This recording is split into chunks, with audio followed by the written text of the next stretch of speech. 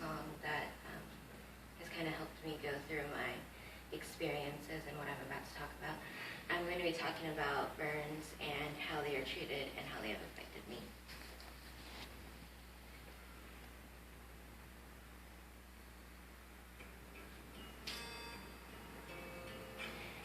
It was August 17, 2009 at around 3:45 p.m. My father, Jesse James, and I were taking the truck to my first pep rally. We had just gone camping the weekend before, so we had propane tank lanterns with the mini propane tanks, as well as multiple trash bags that we had from camping, as well as my neighbor's trash, because we were in a burn ban, and in the country we mostly burn the trash because it's very expensive to get the trash companies. And we're in the truck, and my dad, he had the most terrible habit of smoking.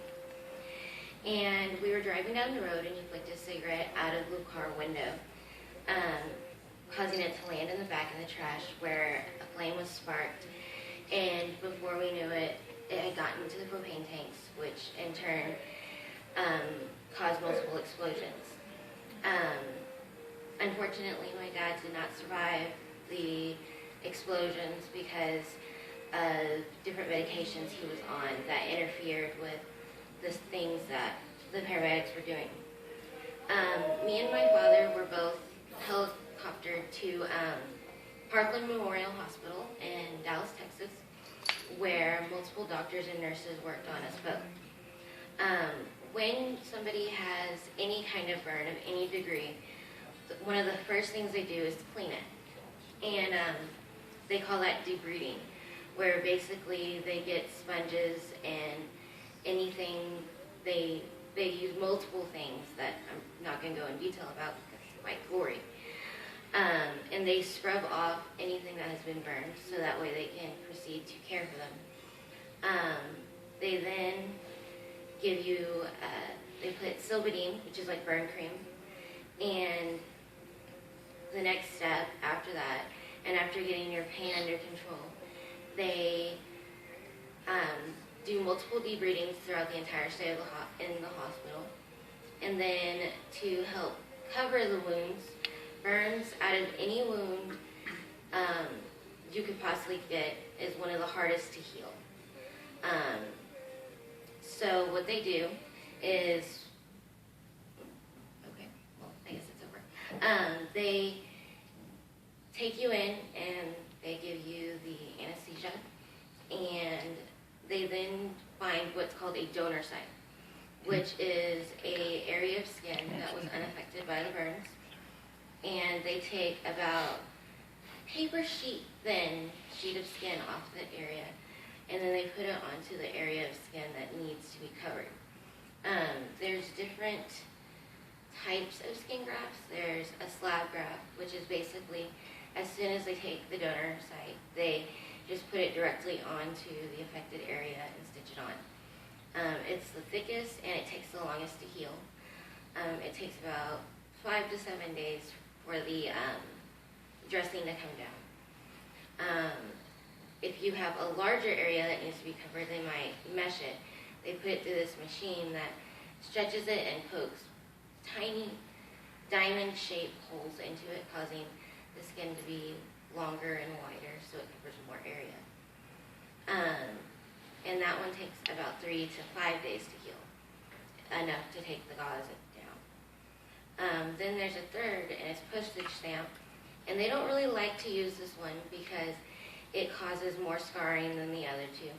But they get a slab, and they cut it into multiple tiny pieces and put it here and there over the burn area. The reason postage stamps actually work is as long as you have what they call a skin island, which is a small piece of skin that is unburned, it will eventually take over and cause scar tissue, allowing you to heal. The donor site, which they take the skin from, they put what's called Aquacel on it to heal it, and it's basically like a fake scab. And they put it there, and it stays there for about 2 weeks. It dries out, and then it comes off. The donor site is probably the most painful out of anything because basically the only way I can think of explaining it is as if you had road burn in a section of your body where they took the skin. It takes about 2 to 6 weeks to heal, depending on how many times they've taken skin from that area. They can take skin from the area multiple times. That will cause permanent scarring. That the color might lighten, but it will always be a reddish tint, as with the burn scars from the actual grafts, usually fade into skin tone after multiple years. They say it takes 2 to 4 years for scars to be completely matured, which means that they're done healing. They're not going to get tighter. And they now have multiple ways of treating burns and the scarring to make you more comfortable. I'm sure most of you have noticed I can't straighten my arms, and a lot of it is scar tissue gets really tight. And so what they have to do is called a release, where they go and they release the scar band by cutting it and then putting another skin graft there, allowing you to have more movement. Now they have what's called laser. Laser was not an option when I was in the hospital, even after I was healed, because it had not been mastered yet. It would cause the burns to be more severe because laser puts tiny holes in the skin that are burns. And, why would you want to put more burns on a burn? Because it would just make it worse. But now they have mastered it, and they can almost completely remove the scarring now. They've also come up with stem cell growth, where you can get stem cells, even from someone else, and they mix it with your blood or your skin, whatever you're needing, and it turns into your stem cell that then can grow. Like if they took my skin, put it on stem cell, it would grow into more skin and they could use it. They're still working on mastering that, but they're thinking in the next 3 to 5 years that it will be ready. Does anybody have any questions? Yeah. Shall we? So is it too late for you to undergo that sort of treatment? Which treatment, the laser or That skin thing you were talking about? the stem cell? Yeah. No, because I still need surgeries, and so when they master that, they can go back and use the stem cells to cover that instead of doing another skin graft from a donor site. My friend Dallas, he got a full facial transplant, and he had been burned for 10 to 15 years, and he pretty much had no face, no eyes, no nose, nothing. He breathed from a trach, and he barely had a mouth. And they were able to create skin from him to use as his face. And real quick, I was just curious. Sorry, guys. So, are you gonna have these surgeries after you graduate from school, or are you gonna take them I try and have at least one surgery during every school break. Last year in November, I had my hand surgery during Thanksgiving break. The year before that, during the summer, I had a neck release and an arm release. I'm hoping during Christmas break to schedule with Shriners in Boston to where I can do multiple surgeries during the summer and then laser throughout the year. But I can have them whenever I decide I need them. I have a question. JD? So, how have you been able to manage just, not being so self-conscious about your condition and stuff? How have you been able to cope with that? 'Cause I bet it's been really hard. I've actually had a lot of people tell me that. I go to Angel Faces, and one of the things they teach us is these 3 sentences where if one of you was to say, "Oh my gosh, what happened to you?" I would have these 3 sentences that I would say. And at the end, I would say, "But I'm okay now. Thank you for asking." And I've gotten multiple times the question, "How can you be okay?"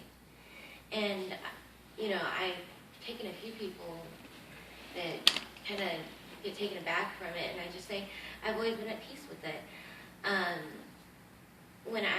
Before my accident, I would go to church every weekend, and my pastor came up one day and said, "There's going to be an explosion in Venus," which is my hometown, that is going to bring our city together.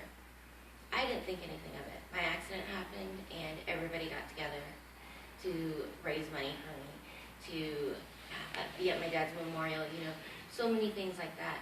You know, it's just little things that I just look at, like, you know, I joke and I say, I used to pray to God saying, make me skinny, and now on my stomach, because the fat has been burned, I can't gain weight there. So I just look at the bright side and, you know, laugh at the funniest things. My doctor would tell my mom, well, your daughter must have some fireproof shorts on because she's not burned there. You know, just little, I just look at the bright side because, you know, now I have so many different opportunities. I can go all over the country. I'm known all over the country in different newspapers. Wow. You know, there's so many little things. And I have my family and friends who have always supported me. Wow. Brittany? How do you like, you know, brush your hair and stuff with the, My hands. yes. It took me a while. Up until last year when I came here in February, I could not dress myself. And my mom said, you know, you can't go there unless you do it. And it was kind of her incentive to get me to go because she really wanted me to do that. She was like, you know, because you don't need to rely on them to do that when you're going to be able to do it eventually. So I really strived to do that. It took me a while to be able to brush my hair. I still have use of 3, 4 of my fingers on my right hand. And I found a way to grab that hairbrush.